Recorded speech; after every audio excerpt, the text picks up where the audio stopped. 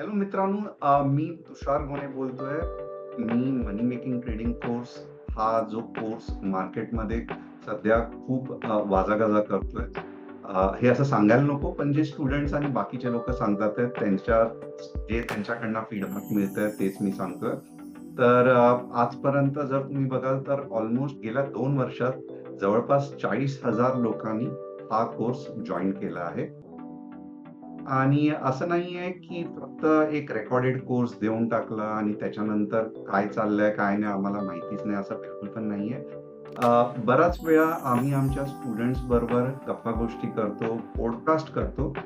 आजचा जो हा पॉडकास्ट आहे, ते आम्ही एका खास स्टुडंटला बोलावलं आहे, ज्यांचे नाव आहे सचिन उदापुरे आणि ते आपल्याबरोबर काही गोष्टी आपल्या शेअर करणार आहेत. तर नुसतं असंच नाहीये, की हा कोर्स असा आहे, तसा आहे, हे बिलकुल नाहीये. त्यांची ट्रेडिंगची जर्नी काय होती? कुठे सुरुवात झाली? काय चुका केल्या? कशात त्यांचा जम बसला? कशात नाही बसला? काय गोष्टी आवडली आणि काय गोष्टी हे हे देखून ऐकून घेण्याची आपली तयारी पाहिजे, की काय गोष्टी आमच्याकडनं चुकली, ज्यामुळे ते मध्ये-मध्ये नाराज देखील झाले असतील. तर आजचा जो मुद्दा असणार आहे किंवा आजचा जो विषय असणार आहे, फारच इंटरेस्टिंग असणार आहे.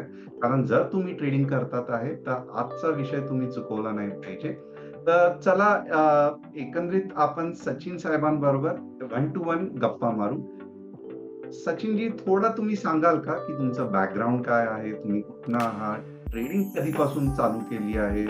आणि नंतर मग थोडं आमच्याबरोबर कधीपासून तुमची गाठभेट झाली, कशी झाली? थोडंसं माहिती द्याल तर बरं होईल. मी बाय प्रोफेशन मेकॅनिकल इंजिनियर आहे आणि मी बिलॉंग करतो बेसिकली फ्रॉम नागपूर आणि आता सध्या डोंबिवली मुंबई इथे सेटल झालेलं आहे.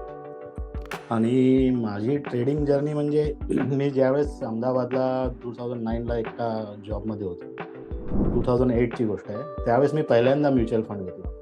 नंतर काही जास्त शेअर मार्केटमध्ये काही केलं नाही. 1-3 वर्षाचा काही म्युच्युअल फंड घेतला आणि तो जसं एक्झिट करून दिला. मग त्याच्यानंतर 2010-11 मध्ये मी इन्फॉर्मेशन बेस स्टॉक मार्केटमध्ये इन्व्हेस्ट करायला लागलो. म्हणजे जसं कोणी सांगितलं की XYZ स्टॉक घेऊन घे, हा खूप वरती जातोय. XYZ स्टॉक घेऊन घे, तो खाली जातोय असं. तर त्याप्रमाणे मी बघितलं की घेत तर होतो, पण कधी प्रॉफिट व्हायचा आणि मोस्ट ऑफ द टाईम तो मी घेतल्यानंतर तो निगेटिव्हमध्ये येऊन जायचा स्टॉक. आणि सर्वांबरोबरच होतंय. हां. तर कारण की ते इन्फॉर्मेशन बेस होती. मग आणि इन्फॉर्मेशन मग त्याच्यानंतर बरोबर मी येऊन जाईल. ऑलमोस्ट 1-2 वर्ष असं हे केलं. आणि मग नंतर मी टोटली ब्लाइंडली म्युच्युअल फंडमध्ये सुरुवात केली. मग त्याच्यानंतर 11 ते 13 मी ते स्टॉक मार्केट इन्फॉर्मेशन बेसवर करायला लागलो. तर ते नाही जमलं तर 13 पासून मी 100% म्युच्युअल फंडच करत होतो. तेव्हापासून आजपर्यंत माझे ते म्युच्युअल फंडचे हे चालूच आहे. आणि मग नंतर 2020-21च्या दरम्यान जेव्हा लॉकडाऊन होता आणि मी होमटाऊनला होतो, तिथे मला कुणी आयडिया दिली की असा एक कोर्स असतो म्हणून. 2021ची गोष्ट आहे, की तुषार गुणे साहेबांचा एक कोर्स आहे म्हणून. पण त्यावेळेस मी जॉइन नाही केला, कारण की मला त्या इन्फॉर्मेशन बेस्ड स्टॉक मार्केटमध्ये नंतर स्टॉक मार्केट ट्रेडिंगमध्ये माझा इंटरेस्टच नव्हता. काही दिवसांनी म्हणजे मी आता परत जेव्हा बॅक टू ऑफिस सुरू झाला 2023 मध्ये, तेव्हा परत मुंबईला वापस आलो. पण त्यावेळेस माझा असा विचार होता की मी स्वतःहून मला आलं पाहिजे आणि मी असा इन्फॉर्मेशन बेस्डवर नाही चालणार. तर त्यावेळेस जेव्हा 2021ला मला ज्यांनी सांगितलं होतं की हा एक कोर्स असतो, फेब्रुवारीमध्ये मी हा कोर्स जॉइन केला आणि एप्रिलपासून मी स्विंग ट्रेड करायला लागलो स्वतःहून. मी जसं तुम्हाला आपल्या पॉडकास्टच्या आधी पण थोडंसं आपलं 1 ते 2 मिनिटं गोष्ट झाली, त्याच्यावर मी तुम्हाला माझ्या शेअरचे नाव सांगितले की 3-4 शेअर असे आहे की मी स्वतःहून फाइंड केले स्कॅनरच्या मदतीने आणि त्याच्यावर आपली एंट्री आणि एक्झिट घेतली. आणि काही पण काही शेअर विश्वास बसायला बराच वेळ लागला, की म्हणजे कोर्स घ्यायचा, नाही घ्यायचा, कोर्स घ्यायचा, नाही घ्यायचा. जवळपास जर तुम्ही बघाल तर 3-4 वर्ष लागले. का असं झालं? 3-4 म्हणजे वर्ष काय होतं? 3-4 वर्ष ते असे झाले की जे मी 2010 ते 13 मध्ये मी इन्फॉर्मेशन बेस्ड शेअर विश्वास घ्यायचो नाही आणि हां, बसायचा काय, की टेक्निकल विश्वास नाही एनालिसिस बसायचा. काहीतरी असतं किंवा टेक्निकल किंवा एनालिसिस, फंडामेंटल एनालिसिस हे मला माहिती होतं. टेक्निकल एनालिसिस हा काही प्रकार असतो हा माहितीच नाही होता बिफोर धिस कोर्स. अच्छा, अच्छा, अच्छा. ठीक आहे. म्हणजे टेक्निकल फंडामेंटल एनालिसिस म्हणजे ते रिव्हेन्यू किती आहे, पीई रेशिओ किती आहे, ते थोडं माहिती होतं. कॅन्डलस्टिक पॅटर्न हा जो वर्ड आहे, हा मी पहिल्यांदा या कोर्समध्ये आल्यानंतर मला कळला. जड गेलं का हो? म्हणजे शिकणं म्हणजे स्टार्टला खूप त्रास झाला किंवा कळतच नाहीये किंवा जमतच नाहीये नाही नाही किंवा हे बिलकुल काय बडबडतात आहे. बिलकुल मला बिलकुल त्रास नाही झाला. जेव्हा की माझा कॅन्डलस्टिक पॅटर्न किंवा टेक्निकल अनालिसिस हा वर्ड सुद्धा माझ्यासाठी नवीन होता in respect to share market. तर मला पहिल्या दिवसापासनं इझी फ्लो वाटला आहे कोर्सचा. Means it is starting from basic of the stock market to advance technique of intraday trading, that is hedging and all this is included in this course. आणि म्हणजे आजकाल तर इंट्राडेचा बरंच म्हणजे वाजागाजा आहे की इंट्राडे केलं पाहिजे, 1,00,000 बनतं, 2,00,000 बनतं. पण तरी का असं झालं की तुम्ही स्विंग ट्रेडिंगच्याच, कारण कोर्समध्ये तर सर्वच शिकवलंय, हेजिंग हां, स्ट्रॅटेजी कोर्समध्ये पासून. तुम्ही सगळं कव्हर केलं आहे from scalping strategy to morning 9:15 strategy to every strategy you have covered. But intraday is not possible to me because of office working hours, so I cannot give that much time to in front of the screen, or I cannot see the charts continuously. That is what ऑफिसचं म्हणजे लिमिटेशनसाठी, right? limitations. आताही मी हा call ऑफिसच्या एका meeting room मध्ये येऊन करतोय. अच्छा, सध्या तुम्ही ऑफिसमधनं ऑफिस हे करताय का? हां थँक्स म्हणजे तुम्ही वेळ दिला आणि म्हणजे हां मीटिंग रूम येऊन देखील तुम्ही पॉडकास्ट करता, तर रिअली अप्रिशिएट. स्विंग मध्ये थोडंसं सांगा ना, आतापर्यंत कुठले स्टॉक्स घेतले ज्यात तुम्हाला कॉन्फिडन्स वाढला किंवा बरं वाटलं की हा जी स्ट्रॅटेजी शिकवली आहे तसंच तो चालतोय, काय वाटलं, काय अनुभव आहे त्याच्याबद्दल? आता स्विंग मध्ये तर मी आता लास्ट वीक मध्ये IEX मी सिलेक्ट केला होता. मला वाटतं एक 1 वीक मध्ये मला त्यांनी 10% या 12% रिटर्न देऊन दिले. 1 वीक 1.5 वीक मध्ये. तुम्ही बघा की जवळपास एफडी मध्ये किंवा कुठल्याही याच्यात ठेवलं तर 1.5 वर्ष तर सहज गेलं असतं. आणि तर त्याच्या आधी पण मी संवर्धन मदरसन म्हणून एक ट्रेड हा घेतला होता. चांगला स्टॉक आहे. हां, तर तो तर आता मी सेल केला, त्याच्यानंतरही वरती जातोय. पण त्याच्यामध्ये पण मी अच्छा. 18% वगैरे प्रॉफिट काढलाय. आणि पैसा त्याच्या किती आधी लावतात?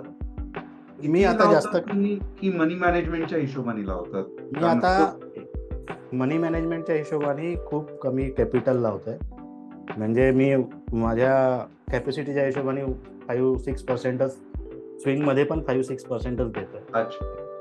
तर याच्यामध्ये अजून जसा माझा प्रॅक्टिस वाढत जाईल किंवा जसा माझा कॉन्फिडन्स बिल्डअप होत जाईल with along with the practice, we can think की we can increase our capital.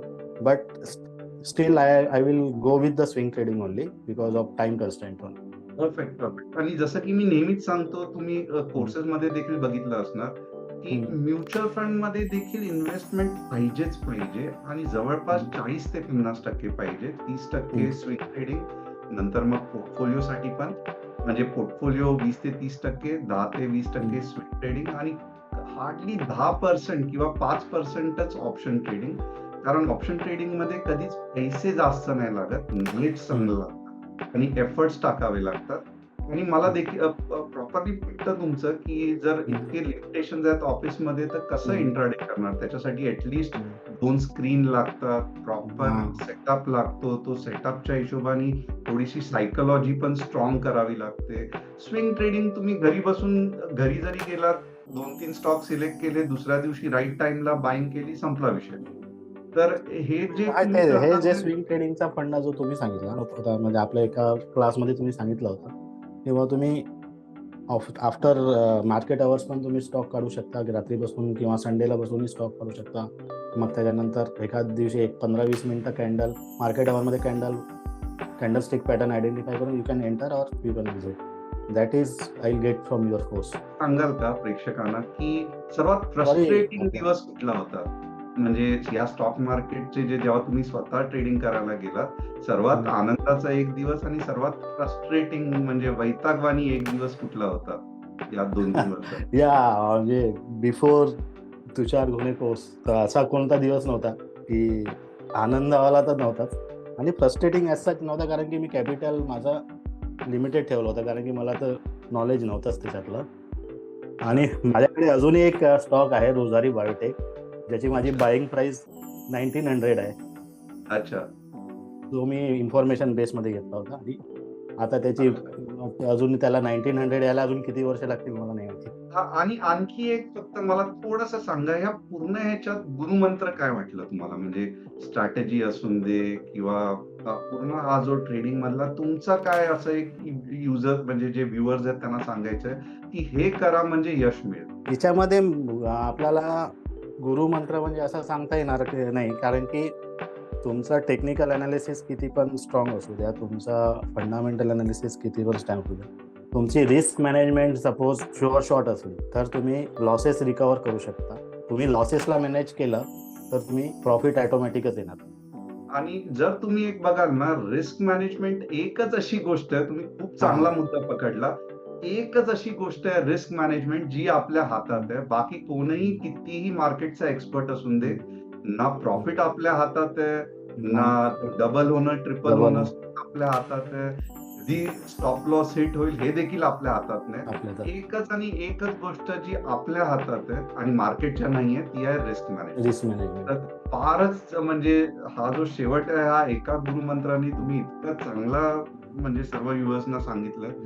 खरंच सांगू तर जर मी देखील मला कोणी विचारलं असतं तर हाच परफेक्ट मुद्दा सांगणं मे बी कठीण झालं असतं. तर खरंच आभारी आहोत सचिनजी की तुम्ही आलात, तुम्ही वेळ काढलात आणि काही गोष्टी आपल्या वैयक्तिक डिस्कस केलात, काही स्टॉक सांगितले. तर थँक्स अ लॉट आणि आमच्याकडनं हीच पुढे पण प्रयत्न असतील की अजून कसं तुम्हाला स्टॉक मार्केटमध्ये आमच्याकडनं मदत मिळेल. ऑफकोर्स तुमचा कोर्स संपलेला आहे, पण तरी देखील मला देखील माहिती आहे की दर शनिवारी किंवा दर अल्टरनेट शनिवारी आम्ही तुम्हाला रिक्वेस्ट करतो की वेबिनार जॉइन करा. त्यात आपण नवीन-नवीन स्टॉक्स बघू, आणखी कुठले येतात ते जेवढी स्ट्रॅटेजीज आहेत ते परत-परत प्रॅक्टिस करू. तर डेफिनेटली आमच्याकडनं एवढीच अपेक्षा आहे की आमच्याबरोबर ही जी आमची आता हळू-हळू एम-एम-टी-सीची फॅमिली वाढत चालली आहे, त्याचा हिस्सा राहा आणि काही देखील जर अडचण आली तर तुम्ही नेहमी आम्हाला कॉन्टॅक्ट करू शकता. Thanks a lot Sachin.